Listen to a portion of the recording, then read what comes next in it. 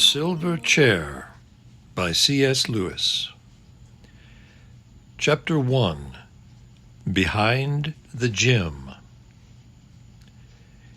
It was a dull autumn day, and Jill Pole was crying behind the gym. She was crying because they had been bullying her. This is not going to be a school story, so I shall say as little as possible about Jill's school, which is not a pleasant subject. It was co-educational, a school for both boys and girls, what used to be called a mixed school. Some said it was not nearly so mixed as the minds of the people who ran it. These people had the idea that boys and girls should be allowed to do what they liked best. And unfortunately, what 10 or 15 of the biggest boys and girls liked best was bullying the others. All sorts of things, horrid things, went on at which an ordinary school would have been found out and stopped in half a term. But at this school, they weren't. Or even if they were, the people who did them were not expelled or punished. The head said they were interesting psychological cases, and sent for them and talked to them for hours. And if you knew the right sorts of things to say to the head, the main result was that you became rather a favorite than otherwise. That was why Jill Pole was crying on that dull autumn day on the damp little path which runs between the back of the gym and the shrubbery. And she hadn't nearly finished her cry when a boy came round the corner to the gym whistling, with his hands in his pockets. He nearly ran into her. "Can't you look where you're going?" said Jill Pole. "All right," said the boy. "You needn't start." And then he noticed her face. "I say, Pole," he said, "what's up?" Jill only made faces. The sort you make when you're trying to say something but find that if you speak you'll start crying again. "It's them, I suppose, as usual," said the boy grimly, digging his hands further into his pockets. Jill nodded. There was no need for her to say anything, even if she could have said it. They both knew. "Now look here," said the boy. "There's no good us all—" He meant well, but he did talk rather like someone beginning a lecture. Jill suddenly flew into a temper, which is quite a likely thing to happen if you have been interrupted in a cry. "Oh, go away and mind your own business," she said. "Nobody asked you to come barging in, did they? And you're a nice person to start telling us what we ought to do, aren't you? I suppose you mean we ought to spend all our time sucking up to them and currying favour and dancing attendance on them like you do." "Oh, law," said the boy, sitting down in the grassy bank at the edge of the shrubbery and very quickly getting up again because the grass was soaking wet. His name, unfortunately, was Eustace Scrubb, but he wasn't a bad sort. "Pole," he said, "is that fair? Have I been doing anything of the sort this term? Didn't I stand up to Carter about the rabbit? And didn't I keep secret about Spivins? Under torture, too? And didn't I don't know, and I don't care," sobbed Jill. Scrubb saw that she wasn't quite herself yet, and very sensibly offered her a peppermint. He had one too. Presently Jill began to see things in a clearer light. "I'm sorry, Scrubb," she said presently. "I wasn't fair. You have done all that this term." "Then wash out last term if you can," said Eustace. "I was a different chap then. Gosh, what a little tick I was." "Well, honestly, you were," said Jill. "You think there has been a change, then?" said Eustace. "It's not only me," said Jill. "Everyone's been saying so. They've noticed it. Eleanor Blackiston heard Adela Pennyfeather talking about it in our changing room yesterday. She said, "Someone's got to get hold of that scrub kid. He's quite unmanageable this term. We shall have to attend to him next." Eustace gave a shudder. Everyone at Experiment House knew what it was like being attended to by them. Both children were quiet for a moment. The drops dripped off the laurel leaves. "Why were you so different last term?" said Jill presently. "A lot of queer things happened to me in the halls," said Eustace mysteriously. "What sort of things?" asked Jill. Eustace didn't say anything for quite a long time. Then he said, "Look here, Paul. You and I hate this place about as much as anybody can hate anything, don't we?" "I know I do," said Jill. "Then I really think I can trust you." "Damn good of you," said Jill. "Yes, but this is a really terrific secret, Paul. I say, are you good at believing things? I mean, things that everyone here would laugh at?" "I've never had the chance," said Jill. "but I think I would be." "Could you believe me if I said I'd been right out of the world, outside this world, last halls?" "I wouldn't know what you meant." "Well, don't let's bother about worlds then. Supposing I told you I'd been in a place where animals can talk and where there are enchantments and dragons and, well, all the sorts of things you have in fairy tales." Scrub felt terribly awkward as he said this and got red in the face. "How did you get there?" said Jill. She also felt curiously shy. "The only way you can.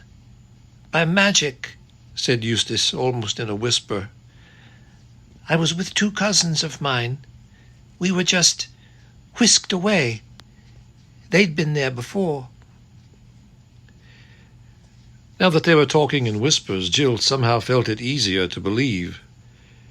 Then suddenly a horrible suspicion came over her, and she said, so fiercely that for a moment she looked like a tigress, "If I find you've been pulling my leg, I'll never speak to you again. Never, never, never." "I'm not," said Eustace.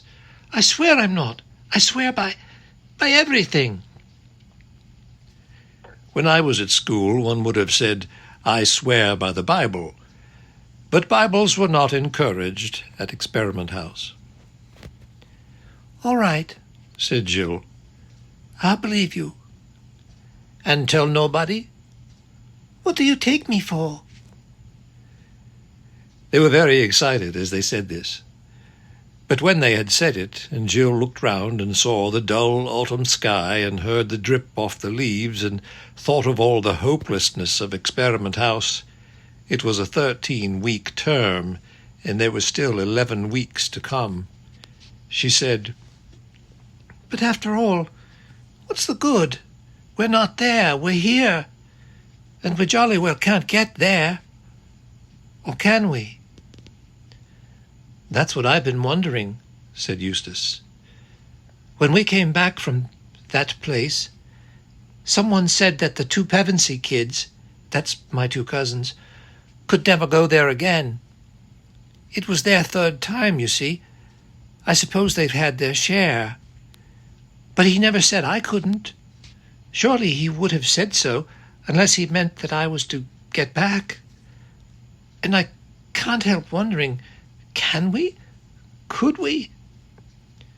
Do you mean do something to make it happen?" Eustace nodded.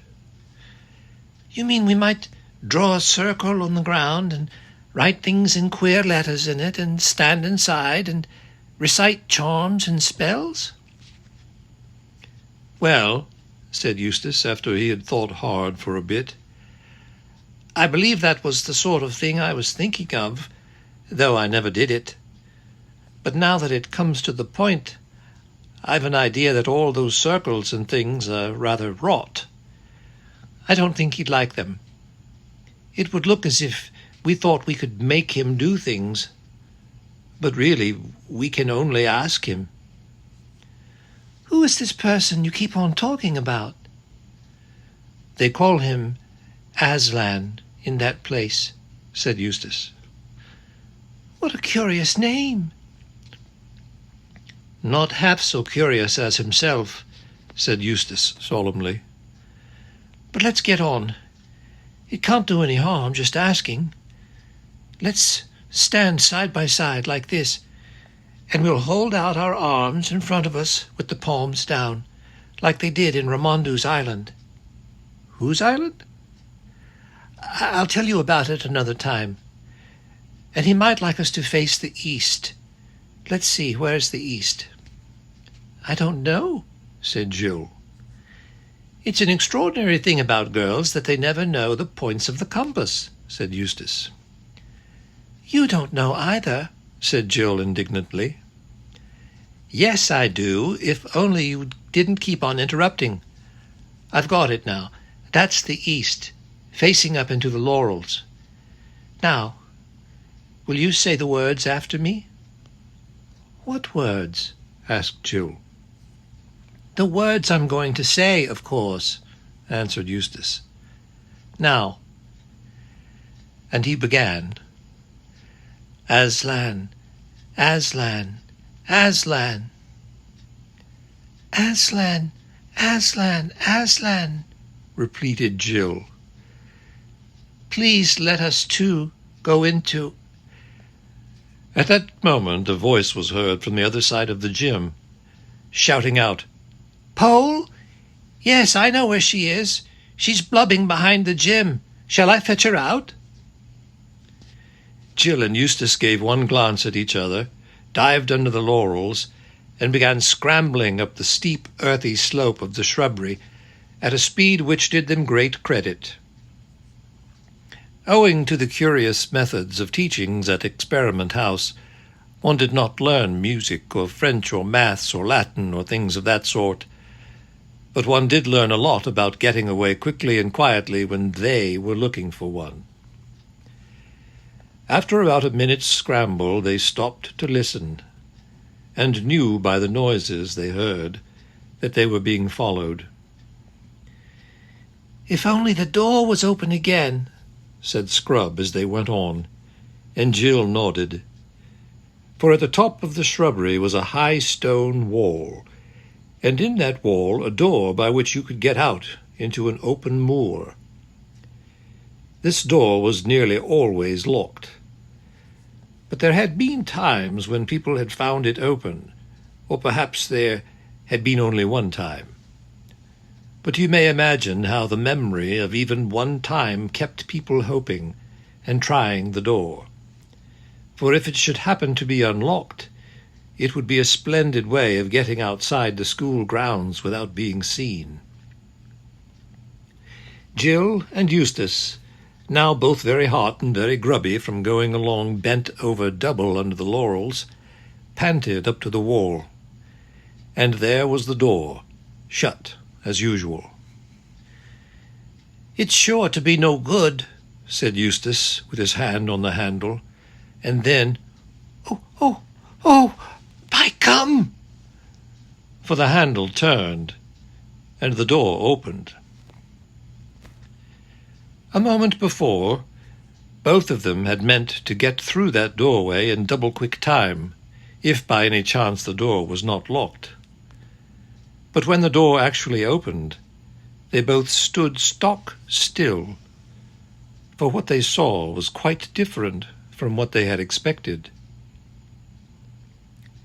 They had expected to see the grey, heathery slope of the moor going up and up to join the dull autumn sky.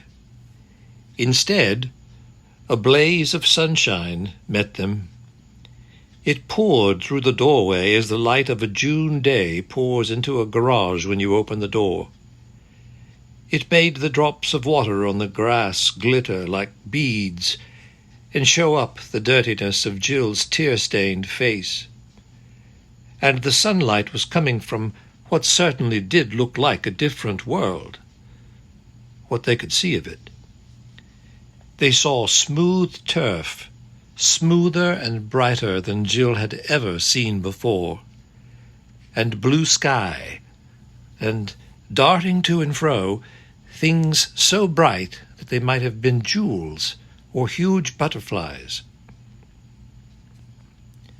Although she had been longing for something like this, Jill felt frightened. She looked at Scrubb's face and saw that he was frightened too. "Come on, Pole," he said in a breathless voice. "Can we get back? Is it safe?" asked Jill. At that moment a voice shouted from behind, a mean, spiteful little voice. "Now then, Pole," it squeaked. "everyone knows you're there. Down you come." It was the voice of Edith Jackie, not one of them herself, but one of their hangers-on and tale-bearers. "Quick," said Scrubb. "Here, hold hands. We mustn't get separated." And before she quite knew what was happening, he had grabbed her hand and pulled her through the door, out of the school grounds, out of England, out of our whole world, into that place. The sound of Edith Jackie's voice stopped as suddenly as the voice on the radio when it is switched off. Instantly there was a quite different sound all about them. It came from those bright things overhead, which now turned out to be birds. They were making a riotous noise, but it was much more like music, rather advanced music which you don't quite take in at the first hearing, than bird songs ever are in our world. Yet, in spite of the singing, there was a sort of background of immense silence.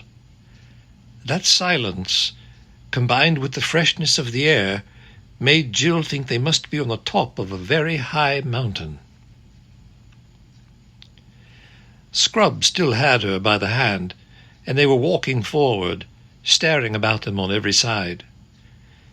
Jill saw that huge trees, rather like cedars but bigger, grew in every direction. But as they did not grow close together, and as there was no undergrowth, this did not prevent one from seeing a long way into the forest to the left and right. And as far as Jill's eye could reach, it was all the same. Level turf, darting birds with yellow or dragonfly blue or rainbow plumage, blue shadows, and emptiness. There was not a breath of wind in that cool, bright air. It was a very lonely forest. Right ahead, there were no trees, only blue sky. They went straight on without speaking till suddenly Jill heard Scrubb say, "Look out!" and felt herself jerked back. They were at the very edge of a cliff. Jill was one of those lucky people who have a good head for heights. She didn't mind in the least standing on the edge of a precipice. She was rather annoyed with Scrubb for pulling her back. "Just as if I were a kid," she said, and she wrenched her hand out of his.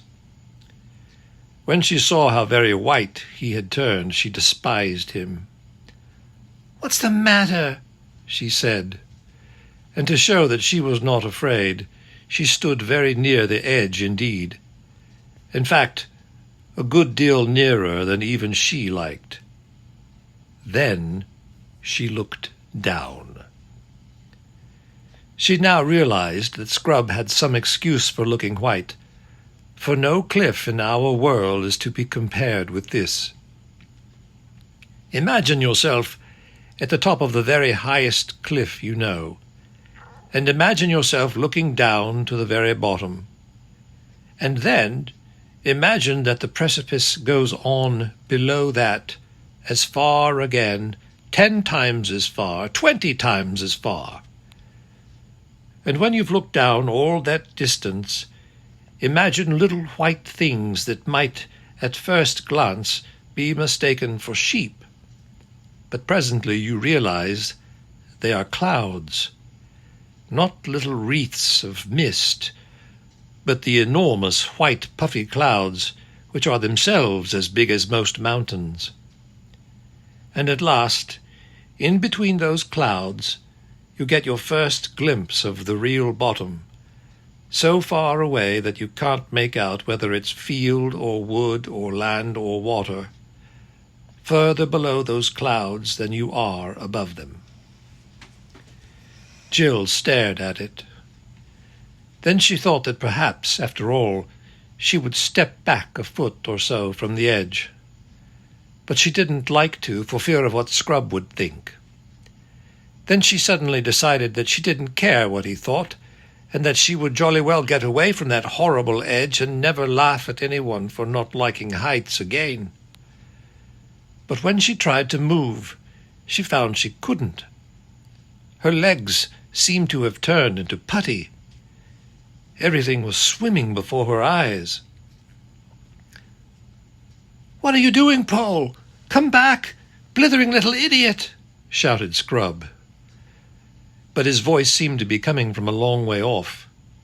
She felt him grabbing at her, but by now she had no control over her own arms and legs.